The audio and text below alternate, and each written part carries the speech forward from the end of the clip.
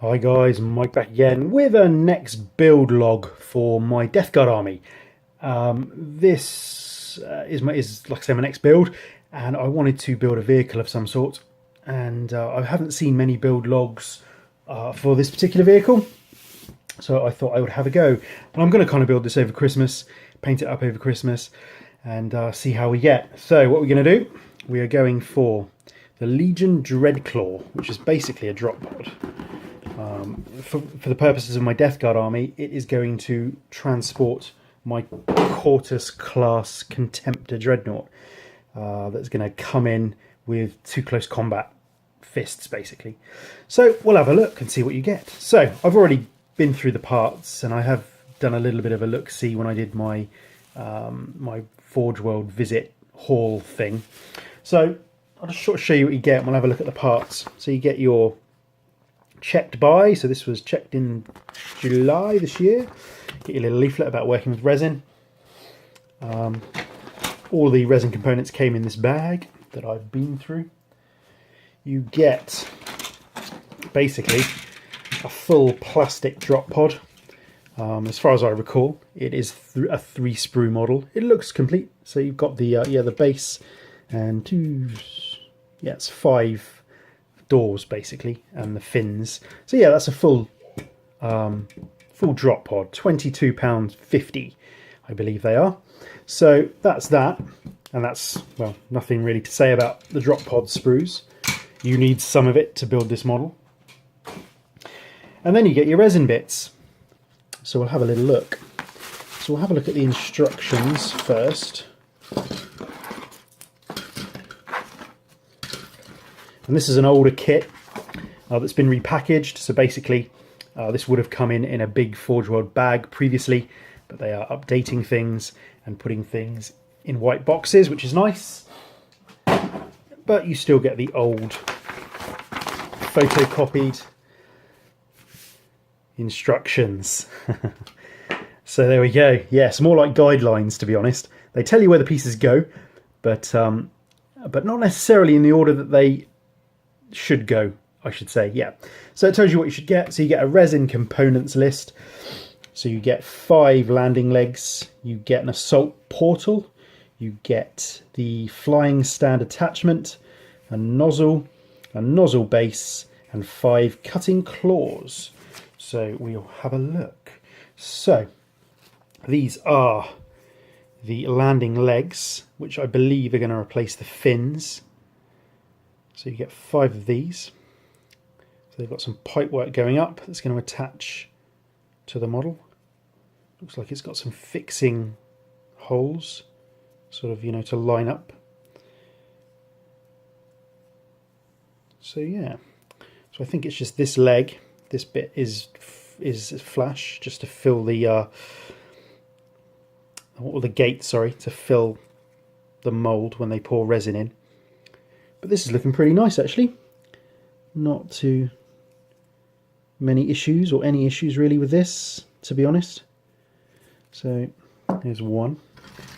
So we get 5 of these. 3, 4, 5. And those of you that aren't familiar with Forge World kits, it's always worth, well, absolutely essential really, to go through all of the components, make sure you're happy with them.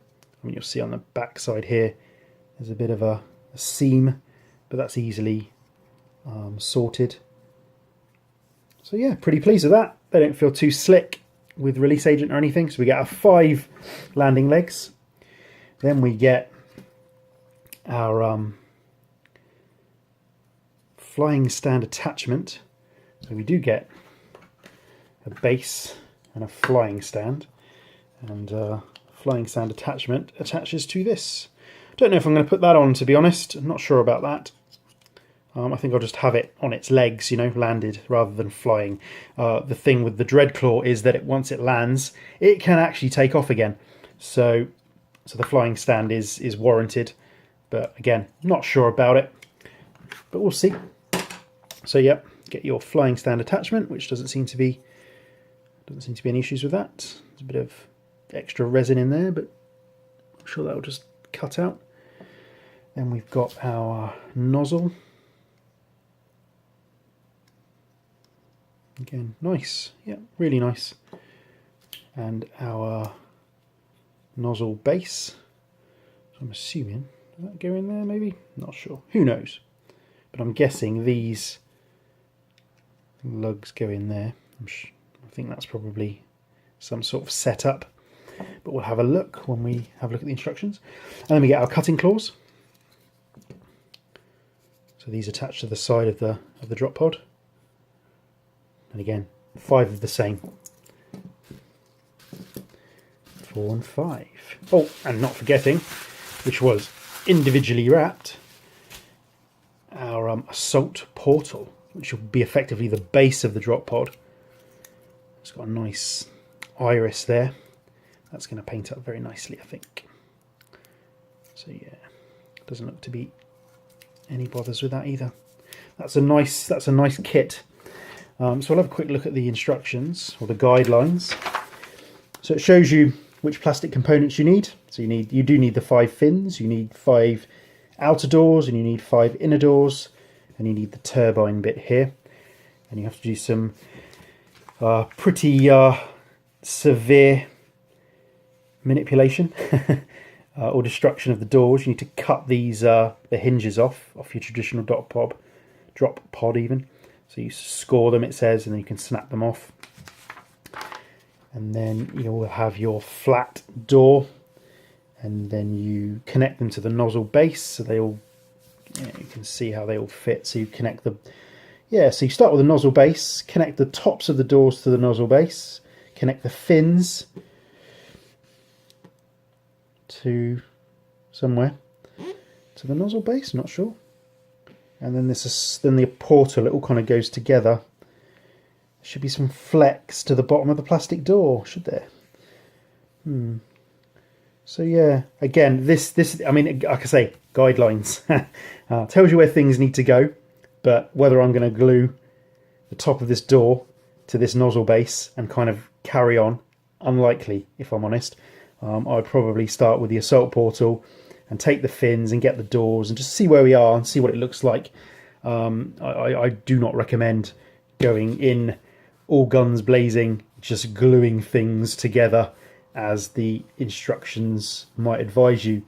And I think because it's resin and plastic going together, there's often an issue with the fit between the resin and plastic components.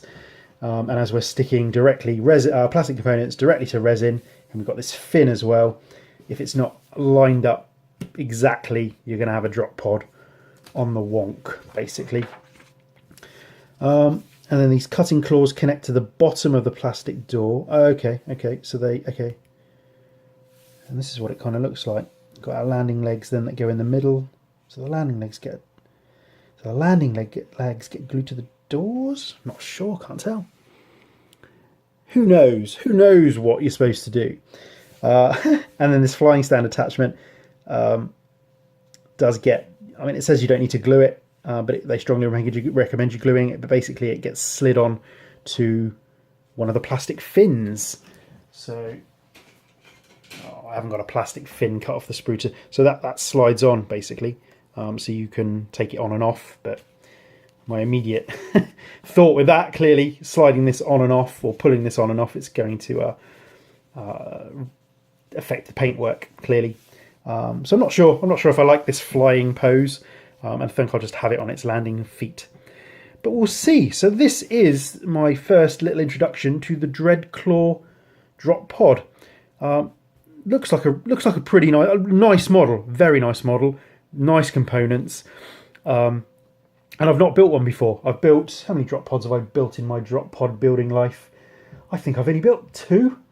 I've got 1 for my Death Company and I've got 1 for my Death Watch. So in my life, there we go, 2 drop pods built.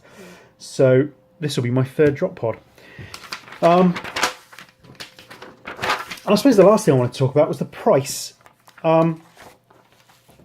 It's expensive. This is expensive. So this is $22.50 for your regular drop pod. The Legion Dreadclaw, as it stands, when I bought it, at least anyway, in when did I buy it? In November 2017, £64. And again, I'm not generally adverse to Forge World prices. This is the first kit I opened and thought, gosh, that's quite expensive. That's a lot of money. Or is it? I don't know. Maybe now I'm looking at the components, maybe not so much. But when I first opened it, I thought, that's expensive. Seeing as that's so cheap, that's 22 quid. And then another 40. Yeah, maybe, 40 odd quid for this lot. So I suppose maybe not so expensive. But yeah, it was just my initial impression when I opened it. I thought, wow, 64 quid, that's quite a lot of money. Bearing in mind the sort of few plastic components you get, but the more I'm looking at them, they are quite chunky. So anyway, but I am very pleased with the purchase. And I'm going to do a series of videos building this drop pod. What I'm going to do next is I'm going to take everything off the sprues, going to clean it all up, going to give it a wash, and then trim to fit, and we'll see what happens. I'm not anticipating having too many issues with the plastic components because they're pretty standard. And like I say, we only need the fins and the inner doors and outer doors and the turbine bit. Yeah, the turbine bit. I think it's a turbine bit anyway. Where's that going to go? I'm just looking. Okay, yeah, the plastic turbine looks like it goes on the top, and then the nozzle goes on the top of that. Or does it? Who knows? Who knows? You'll know when I start building it. So I shall take you on the journey of building a Legion Dreadclaw drop pod, and we'll go from there. So that's it for this one. It's quite a long video about a few components. What have I got? 14 resin components and a drop pod. So there we go. So that's it for this one. Any questions, queries, comments, let me know, and I'm going to catch you on the next one. Cheers, guys.